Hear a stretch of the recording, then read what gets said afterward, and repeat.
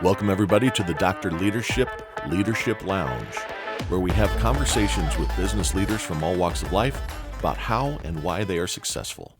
Hey, everybody, welcome to another edition of the Dr. Leadership Podcast. Today on the Leadership Lounge, I am super excited to have Jillian Reilly on the show. Jillian is with the group 10 Permissions, and she has spent over 3 decades in personal and social change, harnessing the power of self-permission. As I said, with her work at 10 Permissions, she's empowered people to design their lives and leadership strategies for today's fast-paced world. She has experience at TEDx Cape Town, South Africa, and with Courageous Conversations, which have equipped her to share actionable insights and help us today, the audience, navigate the complexities of personal and professional growth. Super excited to have you, Jillian. Welcome to the show. I'm so excited to be here, Brent. Thank you for having me. You bet. And all the way from South Africa for the listeners. We're global. Right. We're global. You Look are. out. You are. And I'm calling in from Cape Town, South Africa. That's wonderful. And it's winter there. We were just discussing above and below the equator, and it's a rainy, That's cloudy right. day. And That's right. just deal with it. I'm sure it's a little softer than the winters here in Iowa. Jillian is from St. Louis, so she remembers those winters. Oh, I do. And, it's a long time ago, but those, all those inches of snow and those degrees under zero stick with you for a very long time. I bet it does. It's called scar tissue. Snowy scar tissue. Yes, that's right. That's right. Well, welcome to the show. I am excited about it and your company, the 10 Permissions. And for all the listeners, Jillian has a book that's going to be released under the same title, The 10 Permissions, which will be released in, I believe, September 16th. Does that sound right? That's correct. Awesome. Correct. Awesome. Yeah. So a very exciting time for you. It is. You've had an incredible, Jillian and I met here last week and had kind of a pre-episode planning period like we always do, and was going through her life and how she ended up from St. Louis to Cape Town. Tell us a little bit about your journey to what you're doing today. I will. Yeah, it's a long way away. But it all started when I was in college, and it was 1993, and South Africa was going through this tremendous social change in the lead up to its first democratic elections that, for those of you who are old enough to remember, brought Nelson Mandela into power. And I was this bright-eyed, good student from, a suburb of St. Louis at Northwestern University. And I was watching this happen, and something in me was like, I want to be there. Longed to be a part of it. Yeah. Yeah. It felt like, and one of the things I talk about in the book is that some of your deepest, desires and drivers are not always things that you can explain clearly or have a really solid elevator pitch for. It was like, I couldn't explain to anybody why, I wanted to basically deviate from this really solid path I was on to go straight from Northwestern to law school. Yeah. And, everything that came with that. You can only imagine when I sat down with Joe and Barbara, my parents, to say, change your plans. Yeah. Change your plans. I want to go to South Africa. What an admirable thing. But silence. So it was a gut. So would you describe it as just something in your core, your gut, a longing feeling or something? Yeah, I'd always been interested in sort of travel and seeing the world. So there was that, but there was also, I don't know, this deep curiosity around, how we as humans sort of grow and change and evolve. And obviously that is sort of still there this many years later, where I'm still involved in how we help people evolve and adapt to change and make their own change. So, from where I was sitting, this was the biggest kind of experiment in social change. And I managed to get myself there. When I tell my now teenage sons that I wrote all these letters and put them in the mail and then sat by the mailbox waiting for a letter to come back to say, yes, you've got an internship, which I managed to get. They can't believe that I wasn't just sending emails. I was sending they have no clue. They have no idea. Well, it's like when they show the kids, hey, we'll give you the parents will give you $500 if you can make a call with this rotary telephone. And the kids look at it, got no idea. Exactly. Same vibe. Same Yep, vibe. I yep. was waiting for a letter to come back from halfway around the world, and it did. And I got on a plane, and the rest is history. Um, yeah, I was young and just in that wonderful period where you're sort of super open and kind of bulletproof. You think you can do anything. So Indestructible. what Yep, was, yep. yeah, what was supposed to be, I sort of sold it to my parents that I was going to be in South Africa for 6 months, and then I'd come back and I'd get straight back on my The original plan. dependably, Yeah. the original plan. I'd stick to the plan with just one little detour.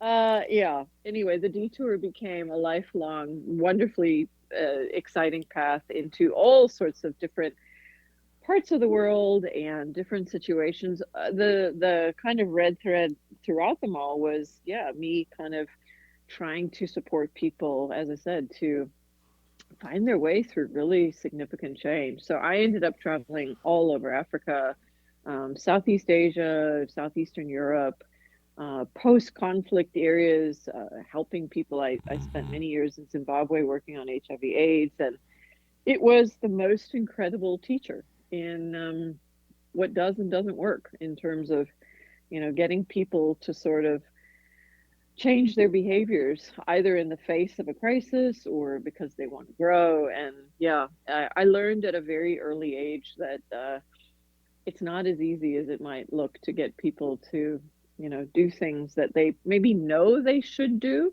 but actually, behavior change is a very challenging thing. So at a very early age, I learned a lot, and I've spent the, subsequent years trying to kind of dig deeper into that and apply that in a variety of different places. Our own psyche, real, you said something important there. It's a lot tougher than it looks to get people to make change. Mm, Our own minds hold us back so much, so much. It's unbelievable. 100%. Fear of Yeah. failure. Some people utilize fear of failure to propel themselves. That's their core engine that kind of drives them right, that causes them to work so hard and those types of things. And there's other people that just have an almost an unwavering lack of self belief. Like, oh, Oh yeah. I can't be that person. I can't do that. I've said on Mm, the show a number of times there's lots of people that are raring to go, but not many people can go for raring. And it's just, that's a good one. it's really hard to, because there's your life, you've had lots of zigs and zags, and there weren't all Mm, positive things. And you saw a lot of very large volumes of hardship. I mean, you've been in the mm, hardship mm, centers of the world, mm, and to be mm, able to continue to push forward and all that and not just say, I mm, can't deal with this is mm. miraculous to me. And Well, I think so I sat in the middle of the world's biggest HIV/AIDS epidemic in Zimbabwe, and yeah, you would think that that was a compelling driver for change, right? You yeah, you need to do these three things to save your life, I read and yet, that in some of your bio stuff, and unfortunately, you're yeah, dealing with knuckleheaded men that don't want to utilize safe sex and no, abstinence, and I, right. it's like asking fire from water. You're trying to undo deeply rooted behaviors. And so, it's not a rational thing. That's the first thing, Yep, yep. It's not rational, it's not facts. I'd come marching in with all my smarty pants sort of formulas for, if you do this, then you'll be safe. And they'd look at me and nod their heads and then go back home and do the same thing that they've been doing, men like them had been doing for hundreds of years. That's right. So, Tens of thousands. there's yeah, there's deeply, deeply rooted behaviors. And that's one of the reasons that my focus sort of over the years shifted to kind of your relationship with yourself, Hmm. because it's you versus you, really. You're the only one. And that's, we'll get to talking about the book Yeah. and self-permission. But, the whole idea that I could do as many things as possible. I could offer facts, I could offer encouragement, I could offer, all sorts of incentives. But at the end of the day, you've got to decide that you are going to make choices that are different from the ones you made yesterday, that are maybe different from the ones that your father made or that other people expect you to make. And so, as you say, it's really this very deep, intimate relationship with your own story Hmm. that you've got to get into. And I think that, I often say that it was sort of my failings as a change agent, consultant, whatever you want to call it, that led me to say, Okay, what we're talking about is really one's relationship with themselves and their own story. And so that's obviously where I've gotten to with the book, which is kind of people's encouraging people to really come to grips with their own authority to make those changes if that's what they want to do. It's a great premise, and I'm excited to talk about it. Truly excited to talk about the book, Mm. and all you've done here. And it's really what we don't change, we choose, and Mm-hmm. our choices, we make choices, choices make us. All of these different statements, and to all Mm. the listeners, that's really what I mean. Your book ties right into what my objective is here on the show, right? I mean, I think there's a really good kumbaya moment here because I'm trying to get people to understand that whatever you want to be or do, you can choose Mm. to be and do that. Or you can Mm. choose to make excuses, or it's too hard. If it was easy, everybody'd be doing it. If it was easy, everybody'd be Michael Jordan. If it was easy, everybody'd be Caitlin Clark. If it was easy, everybody'd be Mm.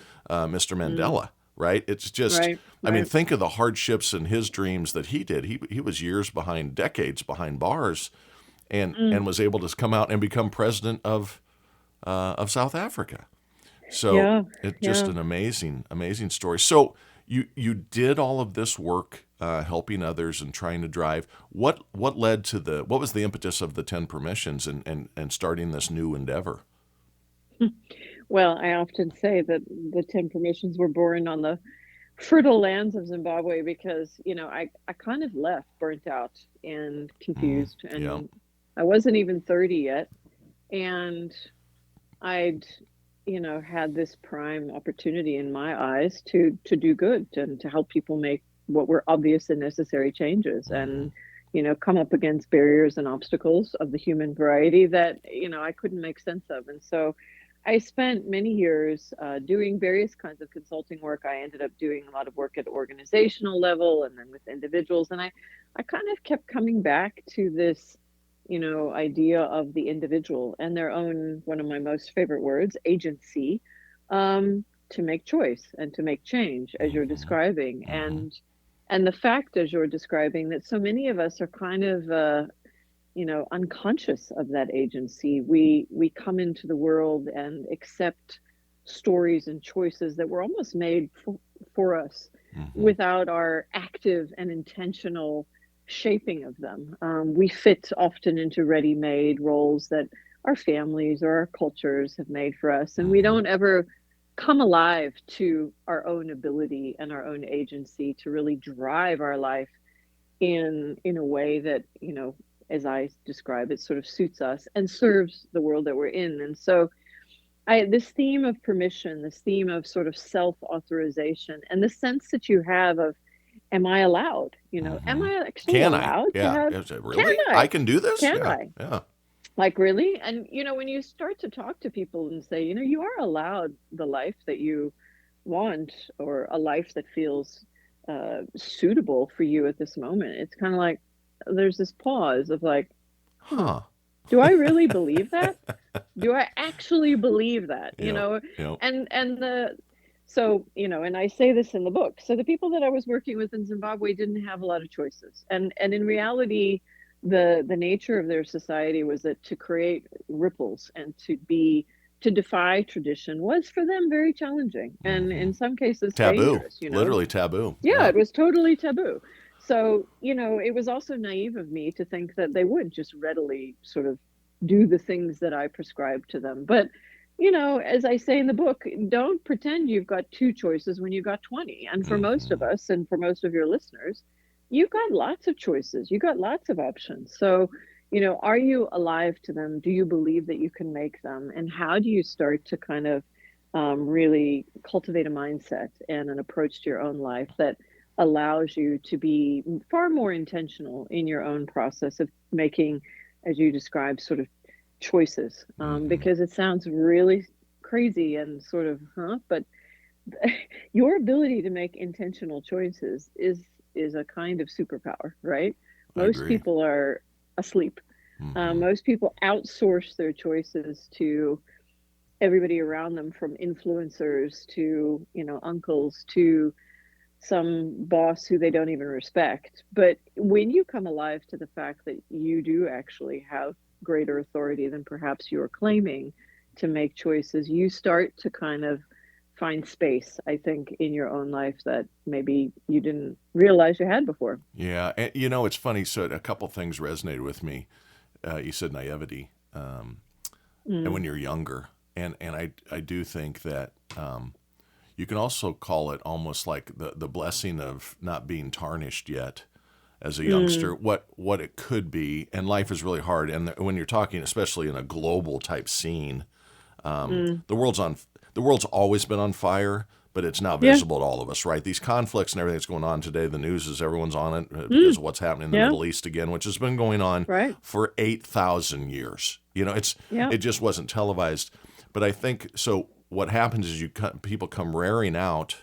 They're going to change Mm, the world, and then they run into these headwinds of this is a lot more mm, difficult mm, because of cultural mm. impacts or the idea of well we've always done it this way. We can't do it that way. Absolutely. And then I think you get later Absolutely. in life and you finally realize, you know what? It doesn't have to be that way. Now you have more conviction, you have more confidence, you Mm, have maybe a little bit of money in the bank that allows you to have some more freedom of thought and those types of things. But then what gets in our way, in my opinion, is this mm. wonderful world called procrastination. I'll do it. I used to tell my kids I'm a procrastinator, and tomorrow I'll tell you why. And it's just this self doubt, this I'll do Mm, it tomorrow, putting things off. mm, So it's great that mm, you've taken the proverbial bull by the horns and run with this thing and created mm, this great book that's coming out. mm, mm. How long have you been Yeah. working on the book? I'm sorry, go ahead. You had a comment there. No, I was just going to say, the timing of the book is not a coincidence in that,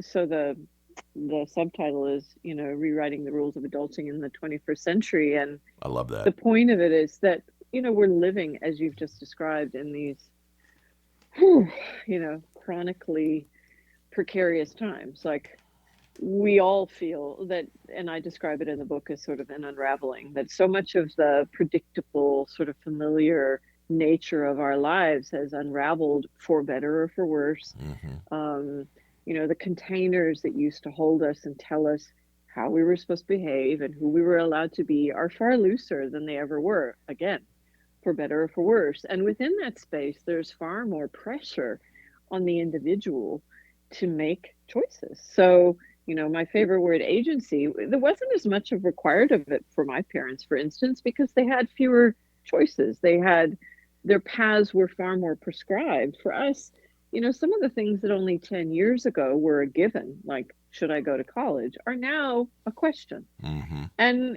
so what it does is put pressure on the individual to make a decision that before this was a no-brainer, right? Of Right. course you go, because if you go, then you get yourself all the benefits and rewards of doing so. And as I talk about in the book, we're no longer living in an if-then world. There are Hmm. fewer requirements and fewer guarantees. So now it's kind of a what if world. So what if I go to college?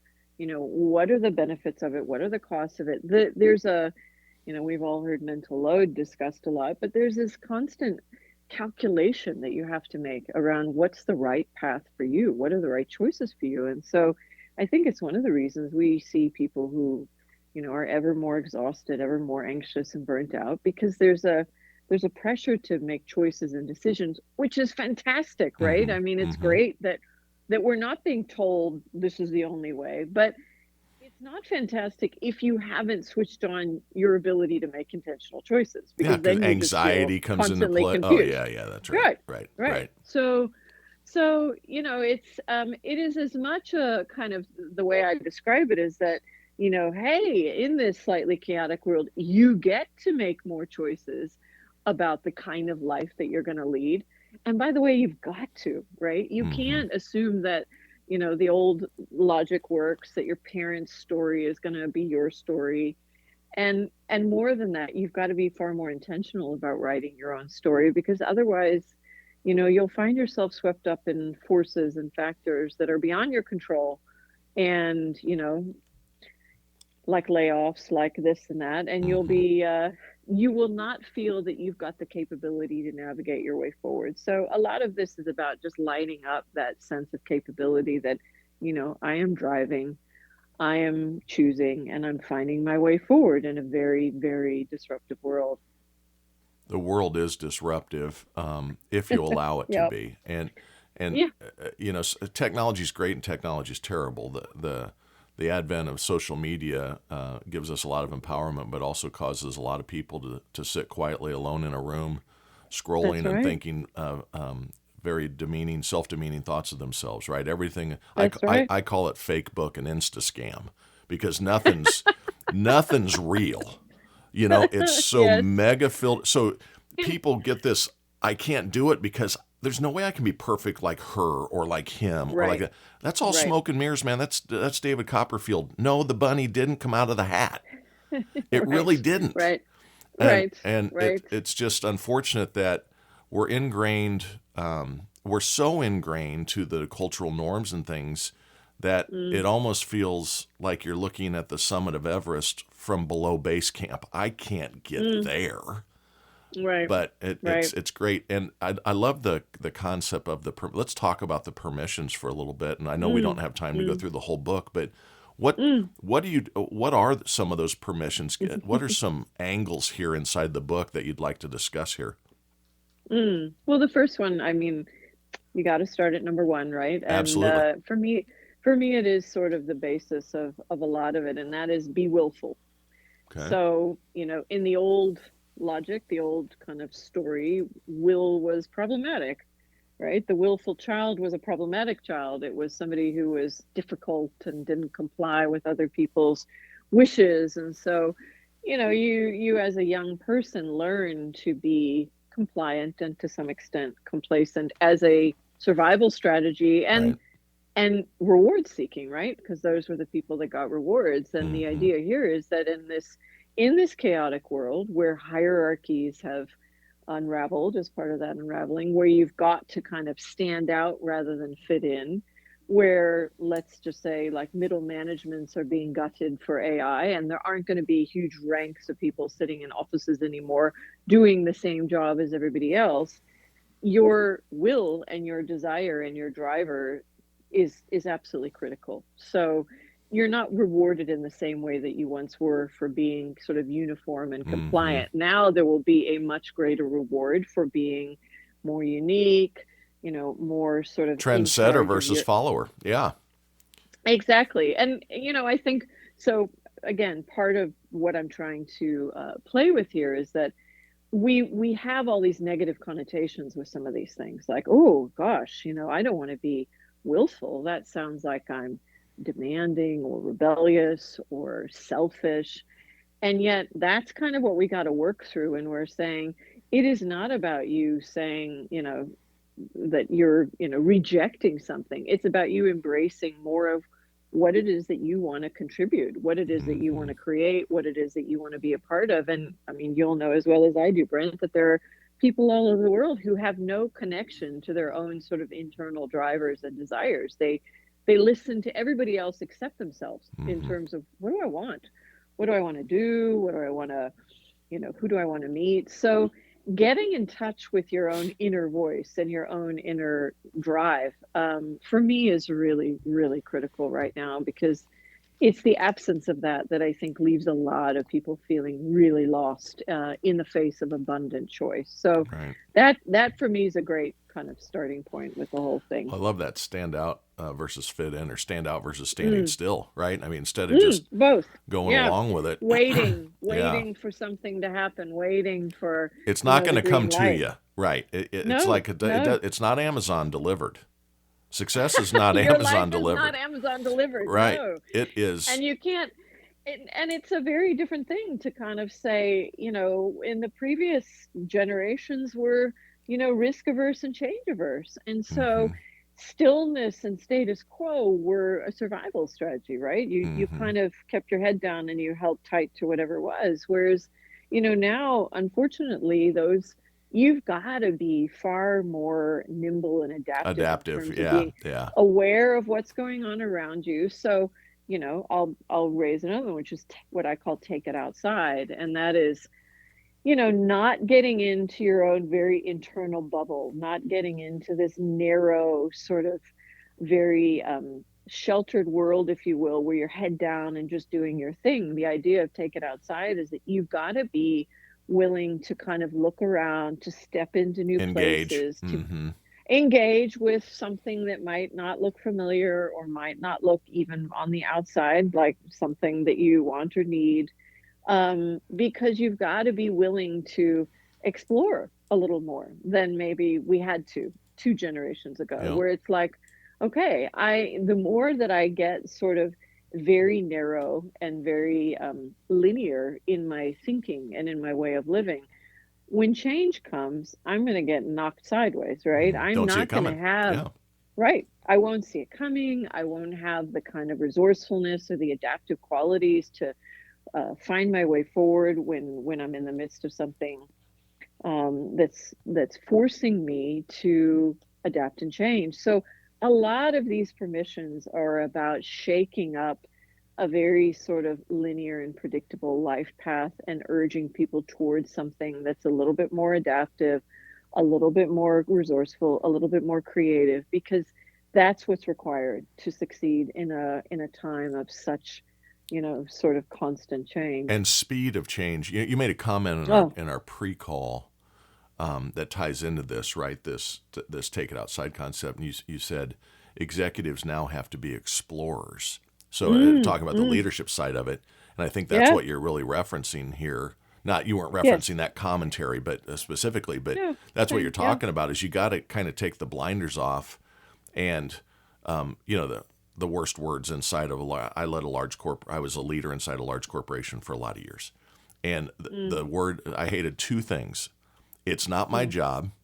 Not any longer. I will fire you if you say that again. mm, And then we've always done it that way. right, right, That just cannot be the responses any longer. We no, all are, no, as an executive, the customer is my focus. It wasn't right, my focus is showing everybody that I'm the boss. It was trying to come up with new ideas to help my employees and my coworkers and the end customer at the same time. And I think the same thing holds true in this conversation as an individual. Is the mm, more you're open to new ideas, you don't have to agree with all the new ideas. It's not that you are saying I'll no, do what you're telling me. It's just give me some nope, input. Let me look around here and see what's the right spot for me, the right approach for yeah, me. yeah, There's 8.5 billion of us, and there's 8.5 billion opinions on absolutely, any item here. And talking about the crazy of the world, it's like, mm, how do people do that? We had 2 congressional people killed, state congressional leaders mm, killed, Minnesota, 2 mm, injured, and they've mm, caught this shooter today. But mm, my wife and I were talking this weekend, and I'm like, if 99% of the people are absolutely awesome, you still got 1%, you still got 8.5 million people that are, excuse my French, batshit crazy walking around this yep, planet that are going to yep, throw yep, everything off. And it just, as a people standpoint, as an individual, we have to give ourselves permission to chase our dreams and go after it as long as it's legal and it is with integrity. All the rules that come with that, right? There's not a no holds barred approach to life, but no, yeah. and give ourselves permission to adopt a different way of operating Hmm. and not worry that there's something wrong with that. So, I see a couple of readerships for my book. One is the one you just described, of people who are looking to kind of optimize or chase or Self pursue development, something that, self yeah, improvement, right? absolutely. And then there's another piece of this, which is, strategic navigation of uncertain times. So, the reality is we cannot operate the way we used to. We know that. But I think there's still a lot of sort of anxiety and hesitation and trepidation around intentionally taking on a new style or a new operational way. And leaders, it's a perfect example. I think as much as we know that the leadership function today is almost unrecognizable from what it was a decade Oh ago yeah, in terms yeah. of your people requirements and your communication requirements and your profit requirements, innovation, this and that. We know that that function has changed dramatically. And yet, have we intentionally updated our own set of expectations about how we do it, about what good looks like? So, an example of you don't have the same line of sight that you used to have. I Hmm. mean, in the 1990s, we would create 5-year plans and feel absolutely comfortable that we knew what the variables would likely be between now and then. 5 years, right? I don't I don't think there's anybody now who could sit and comfortably say that they are able to see 5 years into the future right now. And AI has just made, that feel almost Exponentially. That's laughable. right. Exponentially approach. Yeah. Yeah. Yeah. Exponentially. So here we are in this time of exponential change when we are poised on the edge of something truly revolutionary. So what does that mean? It means that, wow, I'm going to have to do things differently. My line of sight Hmm. might be shorter. I might need to take a more experimental approach, which is one of my permissions. Um, but when you're doing that, it can often feel like, ooh, is this okay? Like, I know I work with a lot of leaders who have deep anxiety about the fact that they don't have all the answers, that they can't see into the future. They still have this image in their heads of the all-knowing, all in What they're control mighty supposed to be. leader. Yeah, Yeah. exactly. Exactly. The And it's Jack like, Welch I don't mindset, right? exactly. So Jack Welch lives large as the ultimate leader. And so they're Then, sitting there. not now, though. Yeah, Not now. right. So you can't be Jack Welch. Well, maybe there's somebody who's going to come in your comment section and come up with somebody, but It's the okay. average I'm on your person, side. I'll defend yeah, it. I mean, but so there's a lot of, and part of what I'm getting at with the book is that, again, as we're talking about it's you and you, a lot of people will spend a lot of time racked with anxiety or feelings of incompetence or inadequacy because they don't see themselves operating with the same degree of sort of seamless performance that in their heads they think they should have. They're busy putting out fires, dealing with, something that's broken that they couldn't anticipate. And it's like, we have to accept the fact that we are operating in a very different way now. So it's going to feel different.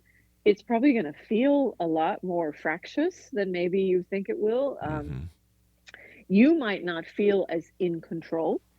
And I think that's a Scary. conversation we all It's need to scary. have. Yeah. It's very scary. And yet I think, there's this expectation that we all carry of ourselves that once we reach a certain place in our careers or in our lives, we are going to be able to kind of feel that sense of power and control. And I know very few people right now who feel thoroughly in control of all the variables that are unfolding all around us. And I think that's for me where permission comes in, is to say, it's okay.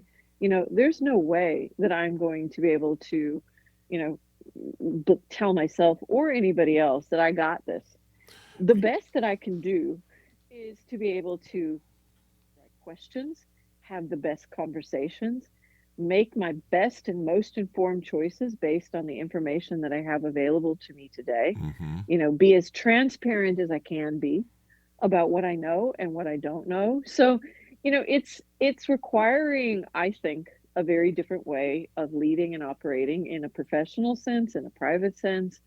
And I think a lot of people are struggling with that reality because we're still, I'm going to use Jack Welch is now going to be my imprint, is that's the guy, that's who you're Hmm. supposed to be. Hmm. And so, I get so many people now who I work with who imposter syndrome has kind of become like Mm. the thing everybody says. It's like, Yeah. I'm not sure if I'm good enough to be here. And it's like, you're okay. Yep. You're Yep. doing the job. It might not all look as, nicely printed out and sealed up as you think it should, but you're getting the job done. It's And funny. You, so, you yeah. said so much good stuff there. It makes me think of a couple of things. One is, and I'm a big analogy guy, Hmm. but we can't be what we were. Mm-mm. We can't be what we are. We have to be Mm. what we will need to be. And that's Yep. constantly changing. And then you talk about this uncomfortable feeling as you Mm. bring something Mm. new. It's the 10,000 hours concept, right? Anything you want to do well, Right. you have to do for a lot of. So it becomes not so much you have to have strategy and vision to come up with strategy, but execution becomes even more important because where my thought is years ago, and I don't remember what the training was I went through, but there was a quadrant, 4 Mm. sections. And the Yes. first section was, and I'm going to goof this up so anybody that remembers what I'm talking about doesn't say, well, you had the acronym wrong. I'm sorry. I'm going 30 years ago. But it was like the bottom right quadrant was like the incompetent. You didn't even know you didn't know. So you were in Right. a heavy learning stage, and then you moved to the upper Yeah. right quadrant, and that was the lower right quadrant. And then you moved to the upper right quadrant, and that was, hey, I'm the competent and incompetent. At least I realize I don't know. And then you move into quadrant 3, where you become the competent and well trained and pretty versed. Then you get to the lower left quadrant, and that's where you've really got it going on. Well, in today's world, Yeah. you move back to the first quadrant every 18 months because All there's the so time. much change, and you have to get That's your right. mindset or accompanied was the word I was looking for. Yeah. You have to get it comfortable with Mm.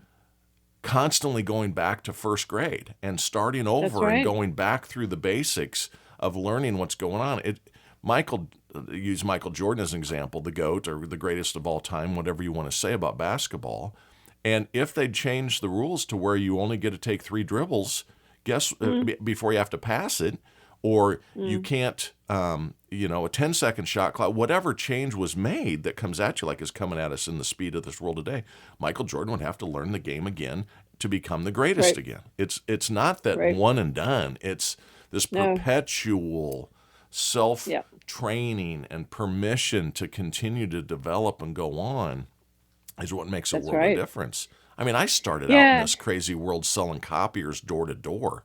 I mean, if I had a myopic approach, I'd still be knocking on doors saying, "Hey, would you like to buy something that automatically does the backside for you?" I mean, there's been a lot of change It has. in the And you've world. obviously moved with it. I And did okay. so I think there's a couple things that what you described as this the requirement to be a nonstop learner, I think is one of the biggest shifts that we're facing right now, because that is challenging a deep-seated piece of programming that we have, which is you went through a phase in life where you were a learner. You learned what you needed to know, and then you went into the world to be a worker, a professional, or Hmm. whatever. And then you executed on that thing that you knew over and over again. And, over the last 20 years, kind of adult learning and adult MBAs, and, it was fine if you wanted to peel off and briefly upgrade your skills. But Sure. mainly, there was the idea that you knew what you needed to know, right? And it's like,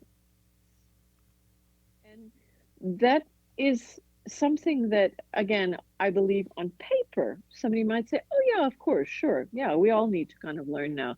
The lived reality of that is what you've just described, which is that I am having to go back to those feelings of, oh, I don't know how I to don't know do what I'm this. doing.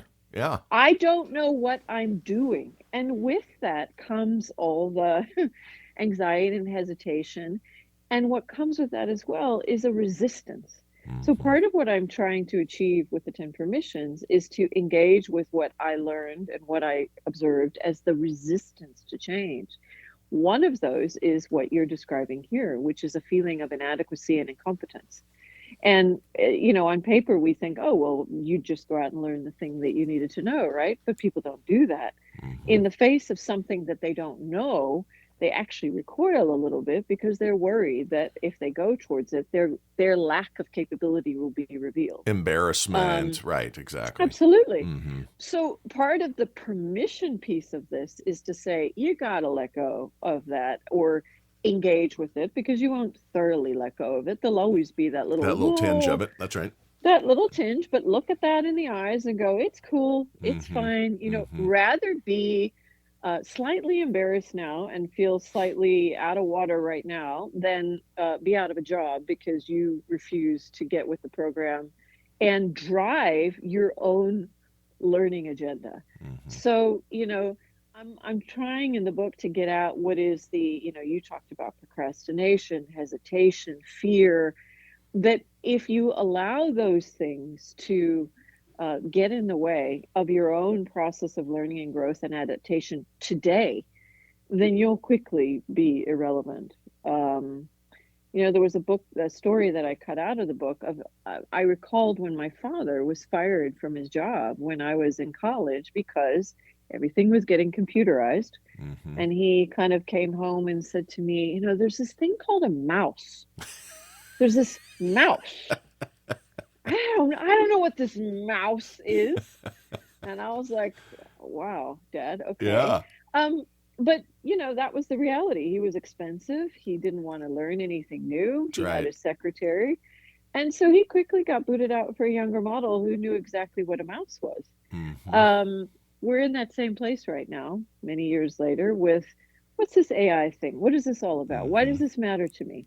Yep. So your willingness to be receptive and an active learner is like so critical right now. And again, as much as that seems like something that everyone would nod their heads at, the reality of it as an adult is much harder than it might Oh, people seem. fight it. So, People fight it. It's so oh, ingrained. so much. I'm sitting here thinking about the human psyche, and Mm, there were two things. That was hunters or gatherers, right? And mm, um, mm. you learned. You go back caveman, Neanderthal, whatever you want to before that, but the men learned how to go out and track and hunt and bring back meat, and the women kept the village going, the farming side of it going, and so those skill sets were quick and easy. Repeat as necessary. Every time the sun Yep, is here in the sky, it's time to put seeds in the ground. Every time the sun that's is right. here in the sky, it's time to pull the crops out.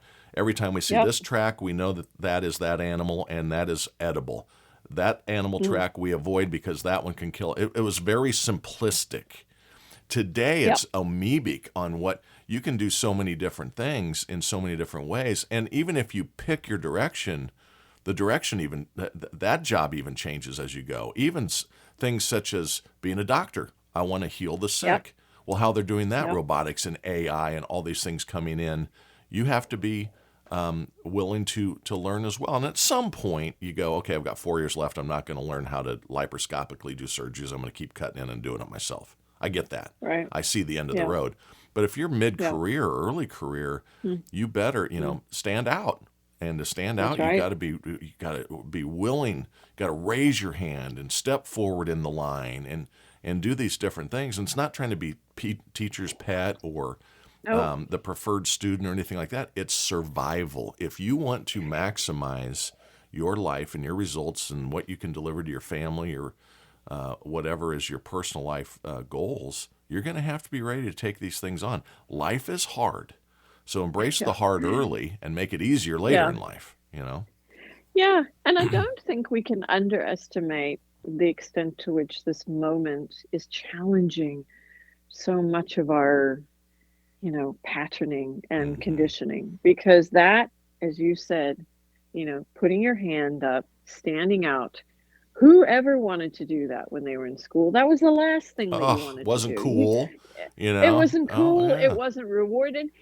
And part of what I'm describing in the book is that I think we have to accept the fact that our formulas for success and security have shifted.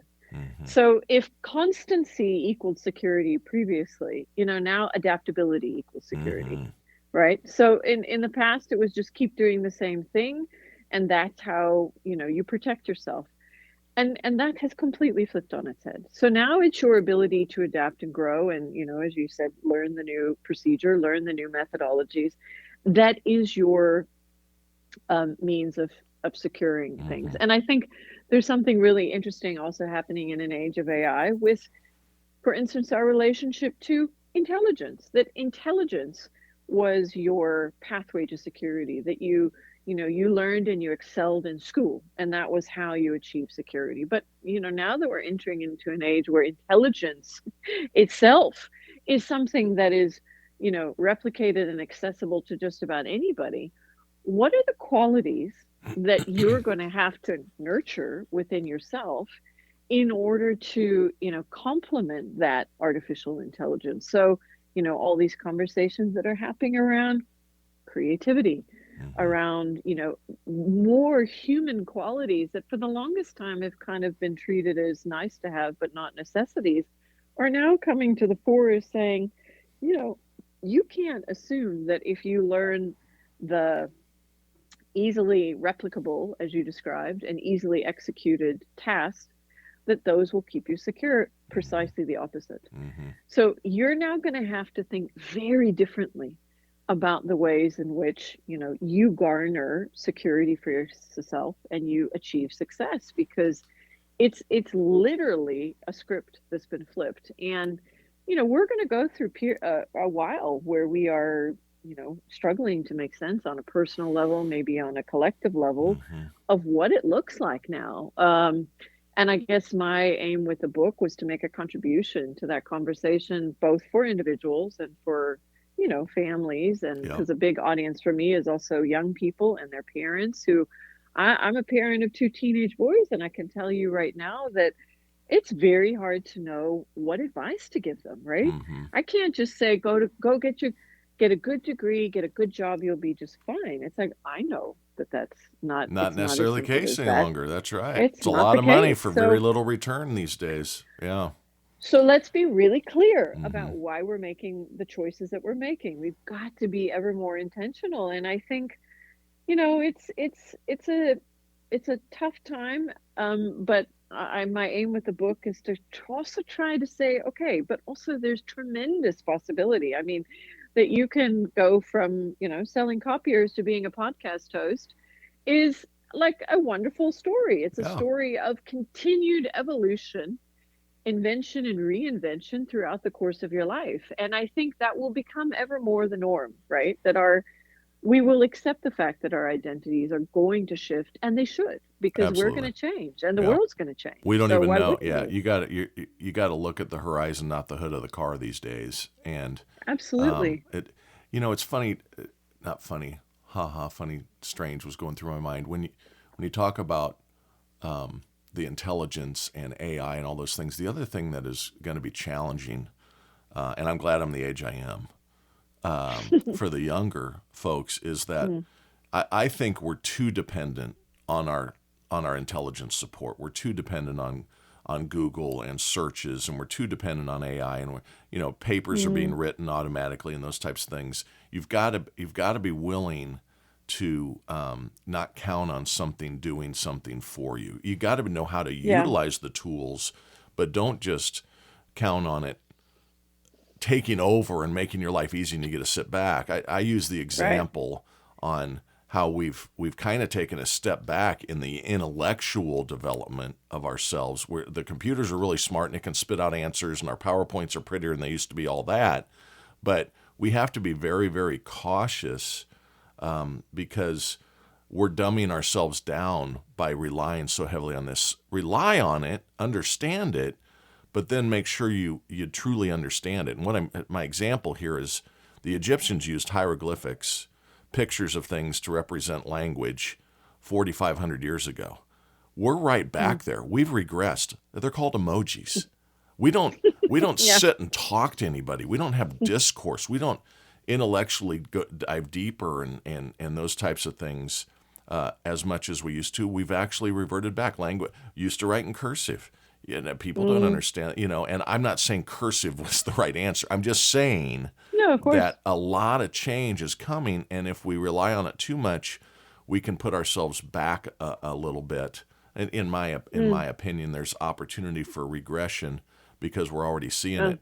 Totally 100% agree with all your concept here, not disagreeing at all with the book and oh, I hear you. everything. Yeah, it's Sure. just I'm just thinking out loud in all of this on Yeah. wow. So, Well, I think that's a little bit of why, for me, if I can just quickly say absolutely, that I please think do. that the degree of self-awareness that I'm sort of advocating for, the degree Mm-hmm. of intentionality and agency, is about, we are moving through what I would very comfortably describe as a revolution. And in the book, I say that, it can also be a renaissance, in Yeah. that it could create greater bandwidth for other things, Mm-hmm. free up space for people to Mm-hmm. create and engage. We'll see. Nobody can see into the future, but I do think that a potential upside of the unraveling of the default, just slip into a role and be that Mm-hmm. for the rest of your life, is that it's going to require something of us that it didn't require of my parents, it's going to require this real aliveness to what's going on around me and my own ability to keep sort of changing with it. And, for me, I'm gonna focus on that as a It's healthy. potential, It's healthy. a healthy upside of That's all right. this. And that I think, you are going to see people who are feeling a little bit more in control of their choices and of their narrative to the extent that they can maybe continually make different contributions over time, connect with people over time. And again, I'm going to go back to your story, which is a generation before you. What you're doing now was unthinkable. You didn't later in your life start something brand new and head out into the world and talk to people of all sorts of, different walks of life. Mm-hmm. And yet, what an incredible space that's been opened up for people to explore, using my favorite word, Yeah. new ways of bringing something to the world. And so, on my more hopeful days, I hope that space will be created for many, many more And people relish. to Yeah. bring, And yeah, and bring proliferate. more Yeah. value to the world. Right. Absolutely, Right. absolutely. Oh, so real quick, how can people reach out and find the book on September 16th when it becomes available? Is it going to be It'll be online on versions? Amazon. Okay, Amazon. Yes, yeah, Perfect. it'll be on Amazon, and it's already up on Amazon for pre-order. I will send you the link, Brent. But Perfect. yeah, go to Amazon. It'll be in bookstores as well. But the great Amazon machine sort of That it drives is. everything. The world So that we live in. That's it right. drives the world, so they can definitely find it there, and they can find out more on my website, because obviously there will be other things that go along with the book. Sure. And if they're interested in any sort of other tools and resources, they can find those on my website, which is 10permissions.com. 10permissions.com. What a great, great Yep. concept. I can't wait to see the Great. book, give it a read. Now, Awesome. when we got Yeah. together today, I'm sure there was some message that you wanted to make sure you got across today, and maybe we've covered it. But just any last minute, we're bumping up on time, so I want to be cognizant and respectful of your time. What final thoughts would you like to give to the listeners just around this concept and the things you've written and are about to share globally? Yeah, I guess just it's okay. I know we're all afraid and Hmm. uncertain of what lies ahead, but I think we can take a deep breath and dig into our own capability to navigate change and to give ourselves permission to, create a different way forward, and to feel like, we're capable of doing that. That we have more capability than perhaps we give ourselves credit for to really adapt and learn. And I just would love for people, if they pick up the book, to kind of say, I know it's doom and gloom out there, but actually within all of that, there's so much space for people to sort of claim their own authority to design really satisfying lives for themselves. So yeah, to know that there's hope and there's great potential in these times, despite all the worry and fear that might dominate our headlines and our Yeah, emotions. yeah. If it bleeds, it leads. So just understand that, everybody, that if you're watching the That's right. news voraciously, it's gonna bring you down. The world is a wonderful Mm, place if you allow yourself it to is. find that wonderful place. And That's there's been right. bad things going on for millennium, Yep. and it's going to continue. That's human nature, unfortunately. But man, humans also have great things to share and be. And They everybody, do. I just, for the entire audience, Jillian Reilly, I appreciate you coming on. Again, the book is Mm, 10 Permissions, will be launched on Amazon and across bookstores on September 16th. If you go out, everybody, and you read this book and you take to heart and you try to stand out versus stand still, life's going to be awesome. Then remember, keep that mm. shit up. Talk next week.